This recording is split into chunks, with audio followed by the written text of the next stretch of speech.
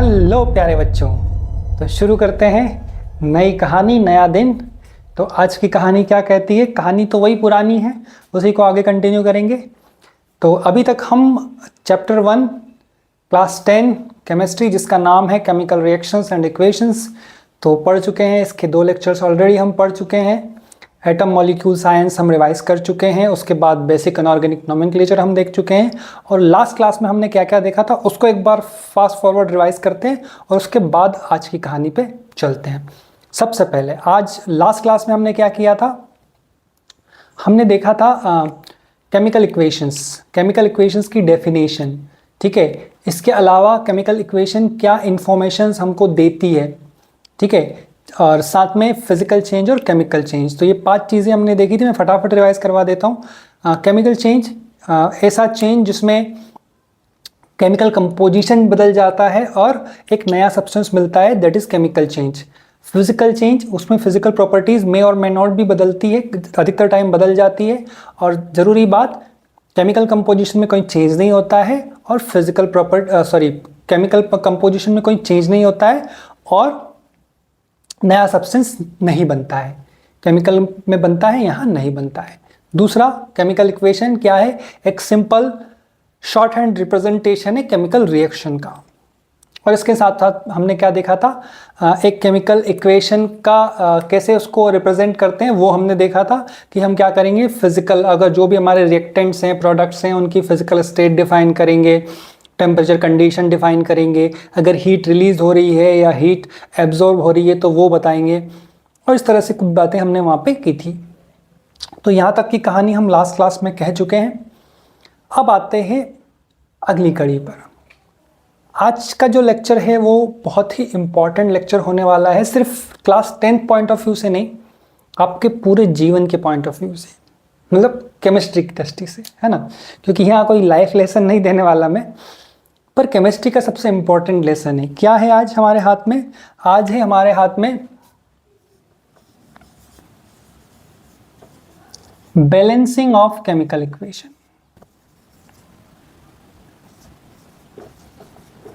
Balancing of chemical equation. Basically balancing का मतलब क्या होता है, पहले ये समझते हैं। बैलेंसिंग का मतलब एक एग्जाम्पल को लेके समझते हैं। जैसे हमने फॉर एग्जाम्पल कहा कि कार्बन ऑक्सीजन से रिएक्शन कर रहा है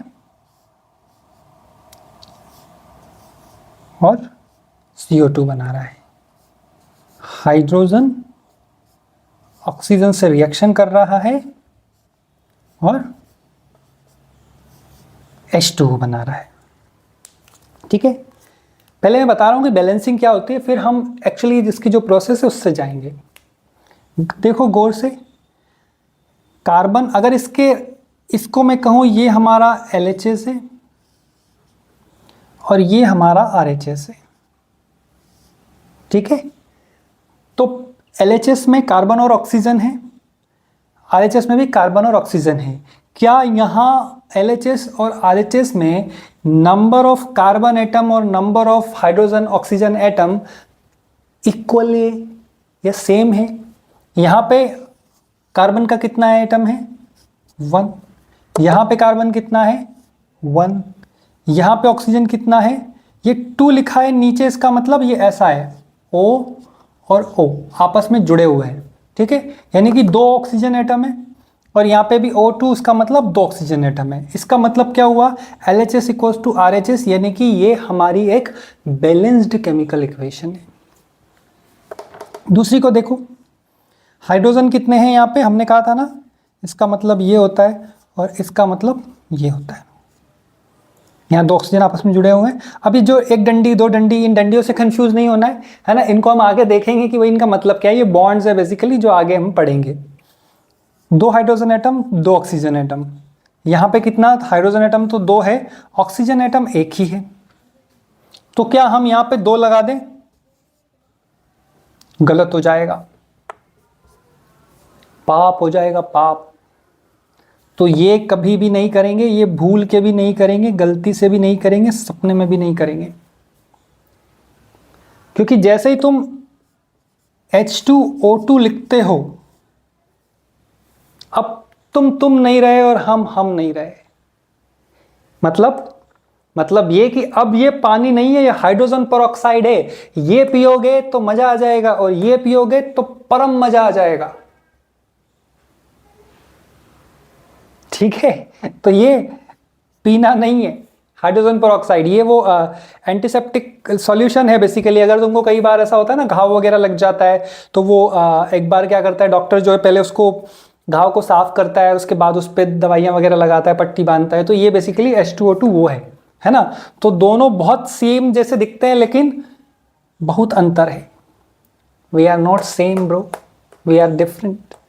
तो आप क्या करोगे, आप यहाँ पे 2 नहीं लगा सकते, फिर क्या कर सकते हो, फिर आप यहाँ पे 2 लगाओगे तो ये 4 हो जाएगा। तो फिर ये सब बातें हम अंदर केमिकल जब इक्वेशन की बैलेंसिंग करेंगे वह देखेंगे। लेकिन मुद्दे की बात ये है कि ये एक बैलेंस्ड केमिकल इक्वेशन नहीं है। तो इसको बैलेंस करने के लिए हमको क्या करना होगा, इसके हाइड्रोजन के एटम, इसके हाइड्रोजन के एटम बराबर होने चाहिए, इसके ऑक्सीजन के एटम और इसके यहाँ पे भी ऑक्सीजन के एटम बराबर होने चाहिए। अगर ये है तो उसको हम कहेंगे बैलेंस्ड केमिकल इक्वेशन। अगर गौर से देखो तो क्या कर रहे हैं हम, नंबर ऑफ एटम्स जो है वो बैलेंस कर रहे हैं या सेम कर रहे हैं। जितने नंबर ऑफ एटम्स हाइड्रोजन इतने थे उतने ही इधर होंगे, जितने ऑक्सीजन इधर थे उतने ही ऑक्सीजन इधर होंगे। इसको हम कई बार एक दूसरे नाम से भी जानते हैं, प्रिंसिपल ऑफ एटॉमिक कंजर्वेशन। क्या बोला मैंने, प्रिंसिपल ऑफ एटॉमिक कंजर्वेशन। बहुत इंपॉर्टेंट नाम है ये, मतलब कई बार आपको आगे आएगा, तो इसको यहाँ पे ही देख के हम इसको निपटा दें।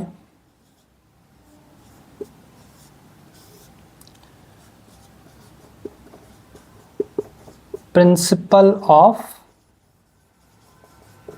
एटॉमिक कंजर्वेशन, ठीक है। ओलंपियाड्स में ये क्वेश्चन कई बार पूछा है उसने कि भाई जो बैलेंसिंग ऑफ केमिकल इक्वेशन है उसका बेसिक प्रिंसिपल क्या है।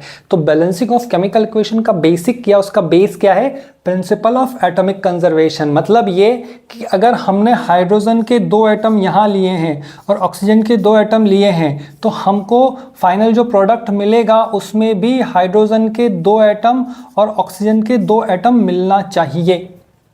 कैसे मिलेंगे, वो क्या करोगे, वो आप देखो कैसे बैलेंसिंग करना है, वो हम आगे देखेंगे। लेकिन इंपॉर्टेंट क्या है, प्रिंसिपल ऑफ एटॉमिक कंजर्वेशन क्या बोलता है कि अगर 2 हाइड्रोजन के एटम और 2 ऑक्सीजन के एटम लिए हैं तो प्रोडक्ट में भी 2 हाइड्रोजन और 2 ऑक्सीजन के एटम मिलेंगे या मिलना चाहिए। ये कौन कहता है, ये प्रिंसिपल ऑफ एटॉमिक कंजर्वेशन कहता है।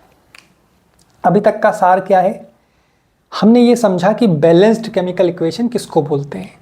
LHS इक्वल्स टू RHS अगर है तो वो इक्वेशन, वो केमिकल इक्वेशन क्या है, बैलेंस्ड केमिकल इक्वेशन है। अब करेंगे कैसे, उस पे आ जाते हैं। तो नेक्स्ट हेडिंग डालो, how to balance a chemical equation. How to balance a chemical equation या बैलेंसिंग ऑफ केमिकल इक्वेशन। एक एग्जांपल से समझते हैं। आपके पास मीथेन है, CH4 मीथेन, O2, ये क्या देता है आपको, CO2 प्लस H2O, गोबर गैस। ये जो मीथेन है ना, यही है वो गोबर गैस जो बेसिकली आपकी गोबर गैस प्लांट से निकलती है, ठीक है। तो बहुत इंपॉर्टेंट और मतलब लाइक बहुत अच्छा वो कॉन्सेप्ट है गोबर गैस का, है ना। लोग क्या है कि समझते कम है अपने यहाँ पे, तो ज़्यादा उसको वो नहीं करते। लेकिन सिंपल गोबर की स्लरी लो, एक बड़े से बर्तन में, मतलब तुम घर में बना सकते हो, थोड़ा ठीक ठाक बड़ा बर्तन लो, उसके अंदर डाल दो, थोड़ा पानी डाल दो और थोड़ा सड़ने दो। जैसे जैसे वो सड़ेगा वैसे वैसे अपने आप गैस निकलेगी, और वो गैस जो होगी वो गोबर गैस होगी। अब उसको कलेक्ट करो और दूसरे किसी, मतलब या तो डायरेक्ट, कुछ लोग तो जैसे जो गांव में होता है उसमें तो क्या वैसे एक डोम टाइप का बना देते हैं, और उस डोम में क्या करते हैं कि वो मतलब उसी में नली डाल देते हैं और ऊपर से एक रेगुलेटर सिस्टम बना देते हैं, तो वो वहीं उस डोम में इकट्ठी होती रहती है और काम चलता रहता है। मतलब house hold point of view से ठीक है। तो ये आराम से हो सकता है घर पे भी, आप चाहो तो मतलब वैसे जनरल भी बना सकते हो। ऑल्दो कुछ लोग वो जैसे बीच में आया भी था ना कि नाला गैस और नाले से, वो एक्चुअली वो कॉन्सेप्ट वही है, उसमें थोड़ा सा और मॉडिफिकेशन है मतलब, लेकिन वो क्या है कि अपने यहाँ तो बात का बतंगड़ बहुत जल्दी बनता है ना। खैर वो सब छोड़ो, आओ अपन इसका बैलेंसिंग करते हैं। पर ये CH4 कौन सी है, इसका मीथेन इसका नाम है, और यही वो गोबर गैस है, या जो गोबर गैस प्लांट में जो गैस निकलती वो वही यही वाली गैस है। ठीक है, अब इसकी करेंगे बैलेंसिंग। फिलहाल देखो क्या बैलेंस है क्या, कई बार ऐसा होता है कि ऑलरेडी बैलेंस हो सकती है। कार्बन 1 है, कार्बन 1 है, हाइड्रोजन 4 है, हाइड्रोजन 2 ही है, नहीं है, ऑक्सीजन 2, ऑक्सीजन 3, तो मतलब बैलेंस तो नहीं है। अब मैं एक सुपर ट्रिक बताता हूं जिससे ये आपसे चुटकियों में बैलेंस हो जाएगी, और दुनिया की कोई भी इक्वेशन हमको दे दे हम उसको बहुत आसानी से अच्छे से बैलेंस कर लेंगे। ठीक है, चलिए शुरू करते हैं। सबसे पहला काम क्या करता है, आप लिखो ABCD, इन चारों के आगे, मतलब इन चारों के आगे कोई नहीं, ABCD की वैल्यू हमको पता करनी है। ये वैल्यू अगर हमारी आ जाती है तो हमारी इक्वेशन बैलेंस हो जाएगी। सबसे पहले देखो कि हमारे लेफ्ट हैंड साइड में क्या क्या एलिमेंट्स हैं। तो एक तो कार्बन है, दूसरा हाइड्रोजन है, और तीसरा ऑक्सीजन है। ठीक है, अब ऑक्सीजन सबसे पहले कार्बन के कोफिशिएंट, कार्बन का यहाँ पे कार्बन कितने हैं, यहाँ पे कुछ भी नहीं है, मतलब 1 है, 1 लिखा हुआ है ना, तो इस 1 को इसमें मल्टीप्लाई करो, 1 × A। ठीक है, कार्बन यहाँ पे और कहीं है क्या, नहीं है। अब कार्बन यहाँ है, कार्बन यहाँ पे कितना है, 1 × A, तो 1 × A यानी कि 1 × C, यानी कि यहाँ से हमारे पास में इक्वेशन आई A = C। ठीक, अब दूसरा हाइड्रोजन है, दूसरा हमारे पास हाइड्रोजन यहाँ पे कितना है, 4 और A, तो हम क्या करेंगे, 4 × A = हाइड्रोजन यहाँ पे कहाँ है, ये रही हाइड्रोजन, यहाँ पे 2 है, तो 2 × D, तो 2 × D। हम इसको सिंप्लीफाई करके क्या लिख सकते हैं, इसको काट सकते हैं ना, 2 × 1 = 2, 2 × 2 = 4, तो हम फाइनली क्या लिखेंगे, 2A = D। ये दूसरी इक्वेशन, और एक इक्वेशन और चाहिए हमको तीसरी, कहाँ से, ऑक्सीजन है ना, तो ऑक्सीजन के नीचे कितना हुआ है, 2B, 2 × B = यहाँ पे ऑक्सीजन दो जगह है, तो हम क्या लिखेंगे, 2 × C प्लस, ये नहीं भूलना है, जितनी जगह ऑक्सीजन है सब लिखना है। तो यहाँ पे D, यहाँ पे 1 है, तो 1 × D, यानी कि इक्वेशन क्या हुई आपकी, 2B = 2C + D। सिंपल है, एक बार मैं फिर से रिवाइज करवाता हूं। देखो हमने क्या किया, ABCD चारों ये लिख लिए, एक बार इनके चारों के कोफिशिएंट लिख लिए। अब इन कोफिशिएंट की वैल्यू निकालना है। सबसे पहला काम, कार्बन के कोफिशिएंट A, तो A × 1, यहाँ पे कार्बन का कोफिशिएंट C, तो C × 1, ये 1 ये 1, 1 × A 1 × C, तो A = C हमारी पहली इक्वेशन आ गई। दूसरा, हाइड्रोजन के कोफिशिएंट चेक करो, हाइड्रोजन यहाँ पे 4 है, तो 4 × A, तो 4A लिख दिया। हाइड्रोजन और कहाँ है, हाइड्रोजन यहाँ पे है, तो 2 × D, तो 2 × D यहाँ लिख दिया, उससे ये आई। तीसरा, ऑक्सीजन है हमारे पास में, यहाँ पे ऑक्सीजन का कोफिशिएंट B है, तो 2 × B, यहाँ पे ऑक्सीजन का कोफिशिएंट C है, तो 2 × C, और यहाँ पे भी ऑक्सीजन है, इसलिए यहाँ पे 1 है, तो 1 × D, तो हमने ये कर दिया। अब तो जीवन आसान हो गया। इस इक्वेशन को पकड़ो, या शुरू में कोई भी एक इक्वेशन पकड़ो जहां पे A = C, कोई भी पकड़ लो, है ना। अभी अपन ये पकड़ लेते, तो अपन A = 1 रख लेते हैं। सपोज करो A = 1 है, तो C = 1 हो गया, यानी कि आपको A और C की वैल्यू पता चल गई। A और C की वैल्यू पता चल गई, तो क्या हम D की वैल्यू निकाल सकते हैं क्या, D = 2 × A से। क्या D की वैल्यू पता चल गई, A, C और D की वैल्यू पता चल गई। अब हमको क्या निकालना है, B, तो B 2 × B = 2, C की वैल्यू ऑलरेडी पता है हमको 1, और D की वैल्यू ऑलरेडी पता है हमको 2, 2 + 2 4, और ये 2 डिवाइड में जाएगा,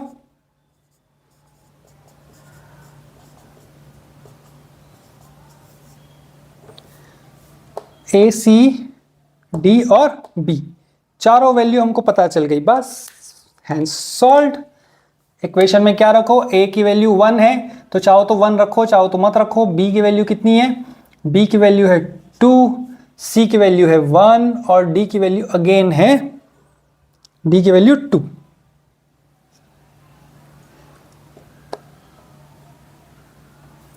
इक्वेशन बैलेंस्ड। आसान है। एक और एग्जांपल लेते हैं, उससे और समझ में आएगा, ठीक है।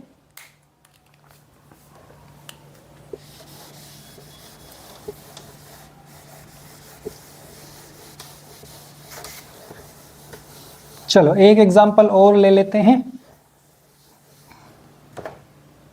अच्छा, इसका एक तरीका और बता देता हूं जो मतलब इन जनरल लोग यूज करते हैं, जिसको हम हिट एंड ट्रायल मेथड बोलते हैं। उसमें क्या करेंगे, आपको अगर ये सब नहीं करना है तो आप क्या करो, आप डायरेक्ट भी कर सकते हो। अगर आप प्रो हो तो आप डायरेक्ट कर सकते हो, है ना।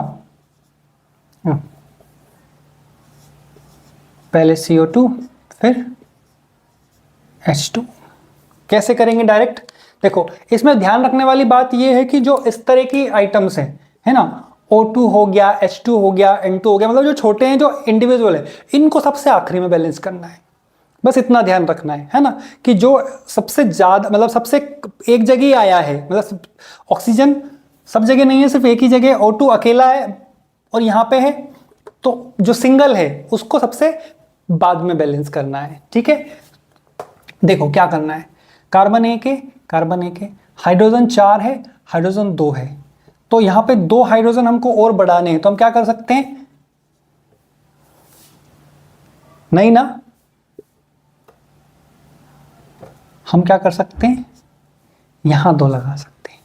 यहां 2 लगाया तो 2 हाइड्रोजन हो गए 4, और यहां 2 2 जा 4, है ना, 2 हमने आगे लगा दिया और ये 2 बैलेंस। अभी नहीं, कार्बन आपका बैलेंस हो गया, हाइड्रोजन बैलेंस हो गया, ऑक्सीजन बच गया। ऑक्सीजन यहाँ पे कितने हैं, यहाँ पे 2 ऑक्सीजन है और यहाँ पे भी 2 ऑक्सीजन है, लेकिन यहाँ पे 2 ऑक्सीजन है तो यहाँ पे आप यहाँ पे 2 लगा दो तो ये बैलेंस हो जाएगी। उससे भी आपका आंसर यही आया था और इससे भी आपका आंसर यही आएगा, करके देख लो। ये डायरेक्ट मेथड है कि आप बस देखते जाओ कि ये कितना है तो उसके हिसाब से यहाँ नंबर लिख दो, जो है वो नंबर लिख दो, है ना। तो आप अगर प्रो हो जाओगे तो आप ये कर सकते हो। जब तक आप प्रो नहीं हो रहे हो या आपको समझ नहीं आ रहा है तो वो तो बेस्ट मेथड है, उससे कोई भी क्वेश्चन आप आसानी से सॉल्व करके ले जाओगे, ठीक है। चलो नेक्स्ट, नाइट्रोजन और हाइड्रोजन से अमोनिया बनाते हैं। ये अमोनिया को जानते हो, वो जब तुम यूरिनल्स में जाते हो, पब्लिक टॉयलेट्स में, यूरिनल्स में जब जाते हो और वो जो एक खतरनाक गंदी सी बदबू आती है, यही है वो अमोनिया, ठीक है। तो ये उसी की बदबू है। तो अगली बार जब वो बदबू आए तो ध्यान रखना कि वो बदबू किसकी है, अमोनिया की है। फिलहाल तो हम इसको बैलेंस कर लेते हैं। तो पहले हम अपना पुश्तैनी तरीका, यहाँ पे तो 3 ही कोफिशिएंट है तो और भी अच्छी बात है ना। सबसे पहले क्या करेंगे, लिख लेंगे जो जो हमारे पास में एटम्स हैं। नाइट्रोजन का एटम है और हाइड्रोजन का एटम है, बस 2 ही एटम है। 2 × A और इधर नाइट्रोजन के लिए 1 है यहाँ पे, तो 1 × C। हाइड्रोजन में क्या है, B, 2B = इधर हाइड्रोजन कितना है, 3C। अब मैंने कहा क्या करो, किसी एक को 1 के बराबर मान लो। अब तुम इसको भी मान सकते थे, इसको भी मान सकते थे, कोई बुरा नहीं है, लेकिन क्या है कि पहले इसको मान के देख लो। अगर मैं इसको 1 मानता हूं, ठीक है, तो C = कितना आ जाएगा, 2, और C = 2 आया तो 2B = 3 × 2, तो B = 3, ठीक है। अब एक काम और करो कि किसी और को मान के देख लो, है ना, उससे तुमको समझ में आ जाएगा कि भाई क्या करना है। मान लीजिए थोड़ी देर के लिए हमने यहाँ पे C = 1 माना, C = 1। जैसे ही आपने C = 1 माना, आपका A क्या हो गया, 1/2, ठीक है। और जैसे ही आपने c = 1 माना तो आपका b कितना हो गया, 3/2। अब क्या कर सकते हो, मतलब ये भी गलत नहीं है, आप ये मत सोचो कि ये गलत हो गया, गलत नहीं हुआ। देखो अब क्या करो कि मान लीजिए अब आप इसको रखो, इनकी वैल्यूज, a की वैल्यू 1/2 एंड 2, अच्छा इसको नीचे ही रख लेते हैं, 1/a की वैल्यू 1/2, b की वैल्यू 3/2, एरो इक्विलिब्रियम में है, और c की वैल्यू 1। ये भी गलत नहीं है, लेकिन क्या है कि जब ये फ्रैक्शनल्स वैल्यू आती है तो हमको क्या करना होता है, इक्वेशन ज़्यादा अच्छी दिखे या उसकी स्टोइशियोमेट्री आपको बेहतर समझ में आए, इसके लिए हम क्या करते हैं, इसके लिए हम बस उसमें ये करते हैं कि 2 का, अगर पूरी इक्वेशन में 2 का मल्टीप्लाई मैं कर दूं, मान लीजिए मैं यहाँ पे भी 2 का मल्टीप्लाई कर दूं, यहाँ पे भी मैं 2 का मल्टीप्लाई कर दूं, और यहाँ पे भी मैं 2 का मल्टीप्लाई कर दूं, तो इस 2 से ये 2 चला जाएगा, ये 2 से ये 2 चला जाएगा, और अगेन जो हमारी इक्वेशन जो वैल्यूज़ थी ये वाली आ जाएंगी, ठीक है। तो a की वैल्यू 1, b की वैल्यू 3 और c की वैल्यू 2। तो वैसे भी आप बैलेंस कर सकते हो, जैसे आपकी मर्जी पड़े वैसे बैलेंस कर लो। 4 से ज्यादा रिएक्टेंट आपको कभी नहीं आएंगे, तो 3 से ज्यादा इक्वेशन आपको कभी नहीं बनेगी, और किसी एक को, अब देखो थोड़ा सा हल्का फुल्का मैथ्स लगाना है, अगर वो लगा लोगे तो बहुत आराम से काम चल जाएगा। एक और जो प्रो तरीका है वो क्या है, वो डायरेक्ट है कि भाई आप ये कर सकते हो कि ये आपको इक्वेशन दी, आपको बैलेंसिंग करना है, आप क्या करो, नाइट्रोजन, यहाँ पे कितनी नाइट्रोजन है, यहाँ पे 2 नाइट्रोजन है, और यहाँ पे देखो यहाँ पे कितनी नाइट्रोजन है, एक ही नाइट्रोजन है, आप क्या कर सकते हो, यहाँ 2 लगा सकते हो। अरे भगवान नहीं, यहाँ नहीं लगा सकते हैं, नीचे सिर्फ ऊपर लगाएंगे, यहाँ लगा सकते हैं 2। तो जैसे ही आपने यहाँ 2 लगाया, इस n को तो 2 मिल गया, ये 2 इस 3h को भी मिल गया, तो अब हाइड्रोजन कितनी हो गई, 2 × 3, तो हाइड्रोजन हो गई 6, और यहाँ पे हाइड्रोजन कितनी है, सिर्फ 2 ही है, तो आप यहाँ पे 3 का मल्टीप्लाई कर दो, a = 1, b = 3, c = 2, जैसे करना चाहिए, ठीक है। तो मैंने 2 एग्जाम्पल आपको लेके बताए, बैलेंसिंग ऑफ इक्वेशन हमने बहुत तसल्ली से और बहुत अच्छे से समझा है, प्रिंसिपल ऑफ एटॉमिक कंजर्वेशन देखा है, और साथ में रिवाइज किया है पिछला लेक्चर। आपका काम अब ये है कि एक बार इसको दोबारा देखो, आत्मसात करो, और फिर कुछ क्वेश्चंस आपकी एनसीईआरटी की बुक में बहुत सारे क्वेश्चन है, बहुत सारी इक्वेशन है, उनको बैलेंस करके देखो। आज काम कम किया है, लेकिन कम इसलिए किया है क्योंकि थोड़ा थोड़ा बहुत इंपॉर्टेंट है, थोड़ा थोड़ा करके खाओ, अच्छे से पचाओ, ये जब पच जाएगा तो फिर आगे बढ़ेंगे। नेक्स्ट क्लास में फिर से मिलते हैं, बाय बाय।